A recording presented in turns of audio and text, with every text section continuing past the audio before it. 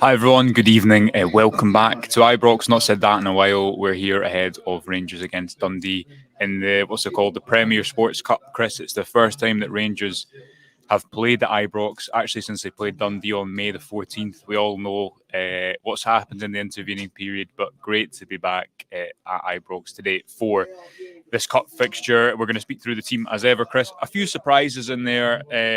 Not enough, maybe. not enough. I expected it to be a little bit more of a different team. Obviously, there's 3 games this week, which probably influences Philippe Clement's selection to a degree. But I will read out the team and then we will get through the main talking points as ever. So Chris, Rangers go with a lineup of Jack Butland in goals, James Tavernier, Robin Proper partners, John Souter at the heart of defence as ever, with Chefty at left back. That's the same back four we've seen over the last couple of games. A midfield 2 of Dujon Sterling and Connor Barron. The 3 behind the striker will be Václav Černý, Tom Lawrence and Nadim Bajrami, we presume on the left-hand side, with Cyril Dessers up top. Oscar Cortez, Diamande, Dowell, Casemiro, Balogun, Egaman, Kelly, Raskin and McCausland are on the bench. We'll get to the Dundee team as well, Chris. I expected there to maybe be one more change in the front four, whether that be Oscar Cortez starting or Hamza Egaman.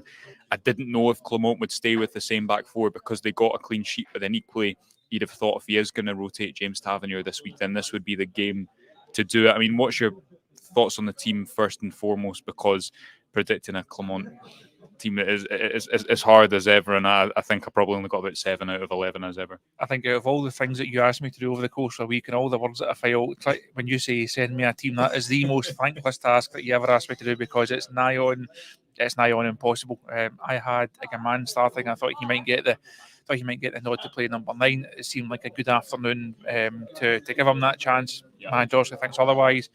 Like you, I thought if you're going to rest James Tavernier, the manager speaks a lot about managing players' minutes. This looked like a good afternoon to perhaps give Tav a rest, play Dujon Sterling in there, or Casemiro, or Casemiro, because we have to see what Rangers have bought. We need to see how good he actually is. The makeup of that 3 behind, it seems a very Rangers thing to do, to chase a number 10 all summer, sign a number 10 and then not play him at number 10.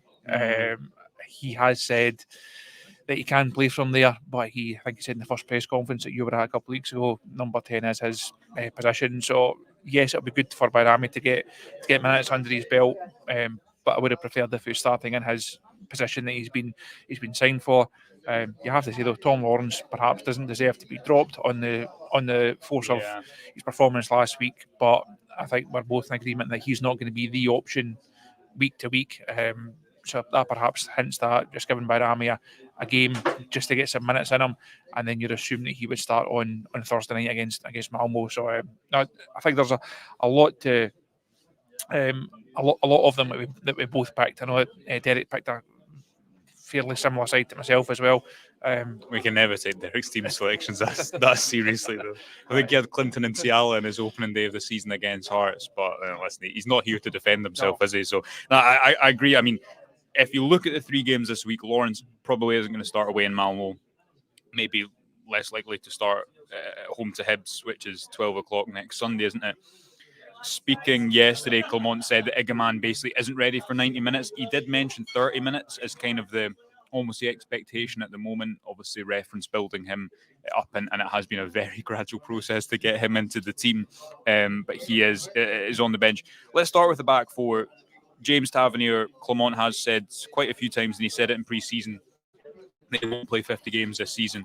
Now, whether it is a case of, Casemiro is going to come on for the second half, you'd imagine that this team is picked very much with the week in mind, but that rest for Tavernier doesn't seem to be materialising at the moment. But does it make sense to keep together a back four that did look good last week against Dundee United, didn't concede a shot on target, when Rangers have lacked so much consistency in that area for the last few number of months?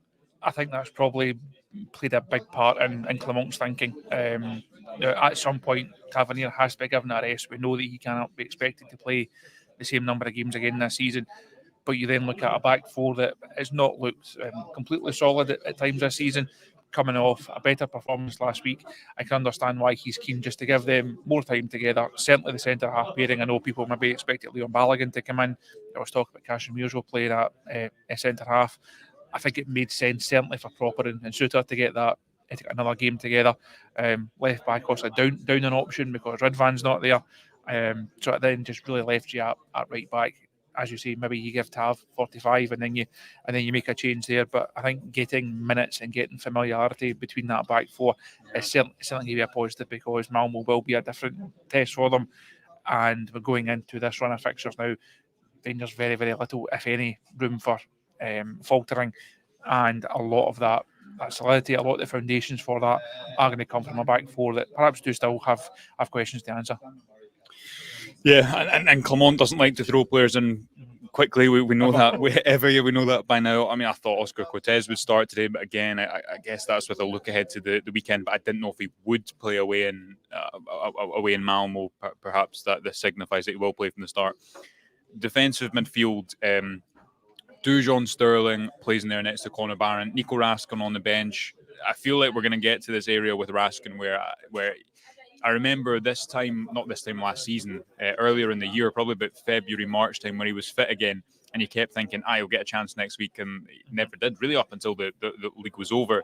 How do you see that defensive midfield position? Because Sterling, it'll be interesting to see if I think Sterling will be the higher player with Conor Barron as number 6 again, and what you'll see with Sterling and Tavernier and Cherney on that right-hand side is Sterling kind of making those underlapping runs higher up the pitch. That's what Rangers tried to do in the Old Firm game, not very successfully, but that was their trio on that side of the pitch.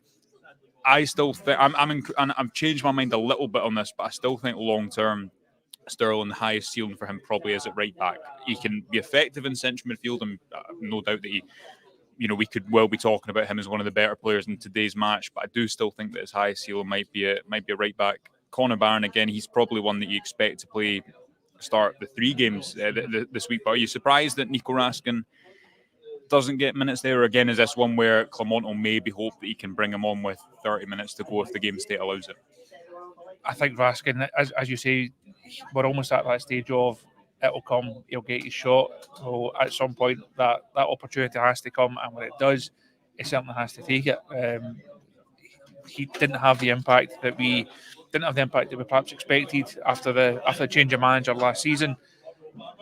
Really struggled at times, and then when he did get that chance, didn't really look like making the most of it, or finished the season on a slightly higher note. But there's a fairly low bar in that regard.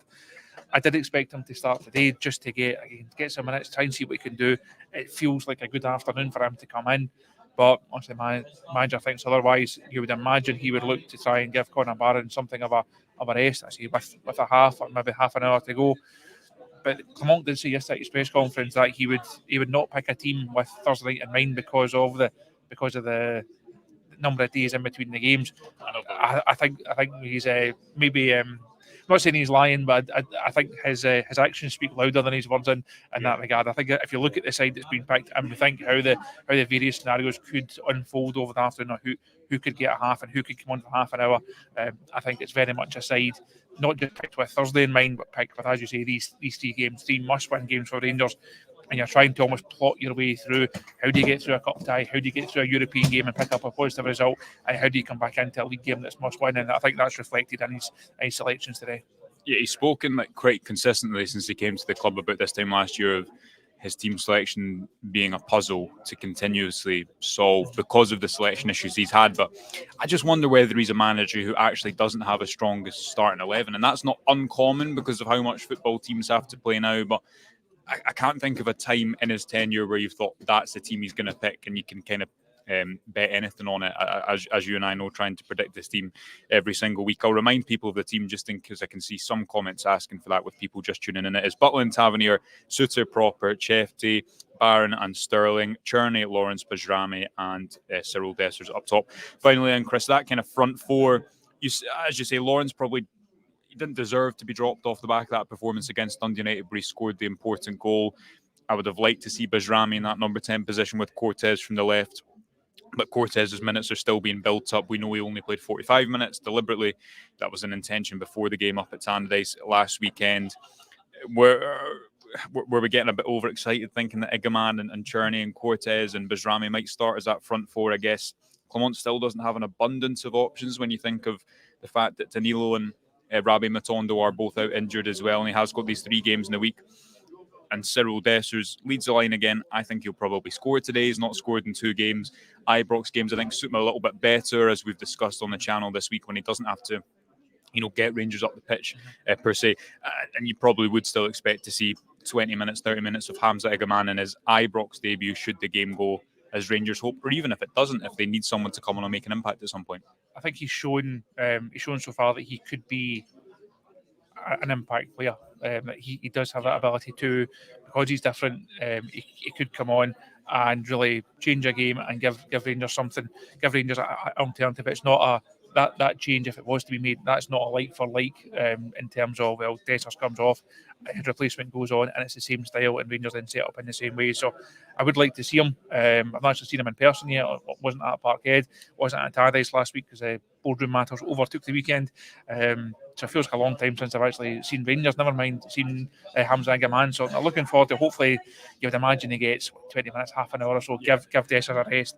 Dessers is going to be the man that gets that number 9 position on Thursday.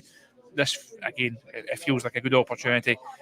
Let him hopefully get a goal, good for his confidence, but then bring him off, rest him up. And at least now that there is an alternative, that it's not in the situation of Egeman's nowhere near being ready, having to be really careful with Danilo.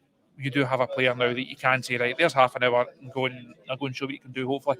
And maybe at the moment he just, I can't remember where I saw this. I saw it somewhere on Twitter or a comment, or I don't know, some Rangers communication from somewhere where someone was saying, look, Clement was criticised for not throwing Egeman in early, but he's clearly thrown him in when he's ready. Now, I still think if you're looking at those 3 games over the course of the next week, tonight's the most realistic for him to start. But maybe it is a case where Clement thinks, you know what, Dessers can play every 3 days, and you then give Egeman a slightly easier game to come into where the defence he's playing is a little bit more tired. Maybe the game state suits him a little bit more. We shall see. The Dundee team as well, I should read out, is Carson McGee, Tiffany Cameron, Adu Wumi, Murray, Kumetio, Larkechi, Braybook, Cilia, and Antonio Portales.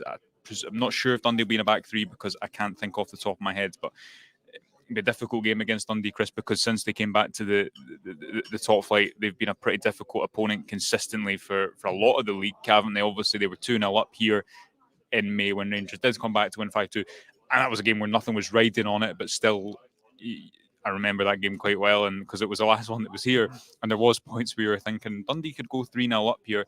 It's a chance for them, obviously, to get into the next round of a cup, get into the semi-final of a cup. So it will be a difficult game for Rangers. Expectations of the first game back at Ibrox, where you'd imagine it's not going to be full house because obviously the full Copeland stand isn't open, but you'd imagine it'll be a pretty energetic home crowd who are back at Ibrox for the first time in, about 4 or 5 months' time.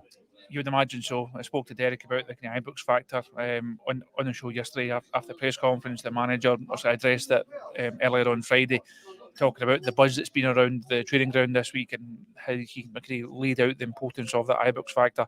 It would be a major bursting of a balloon if Rangers did not start well. If Dundee found themselves 2-0 up again, the Ibrox factor can go for you just as quickly as it can go against you. I think the players that are new to this team will maybe realise that. Hopefully not this afternoon, because that would make things far more difficult. But the Ibrox factor, it can work for you, obviously, as we've seen. It can work against you. Rangers need it to work for them this afternoon. As everything is set up for Rangers to go, hopefully get the victory, get themselves through to the next round, and start to try and build a bit of momentum heading into a big run of fixtures at home and abroad for them. Absolutely right. We'll leave it there. We'll be back at some point after the game. Remember, stay up to date across all of our channels for all the best coverage throughout the game and after and tomorrow as well. You can follow us on Twitter if you want to do that throughout the game as well. But until then, enjoy the game wherever you're watching it. We'll speak to you later, and bye for now. Thanks.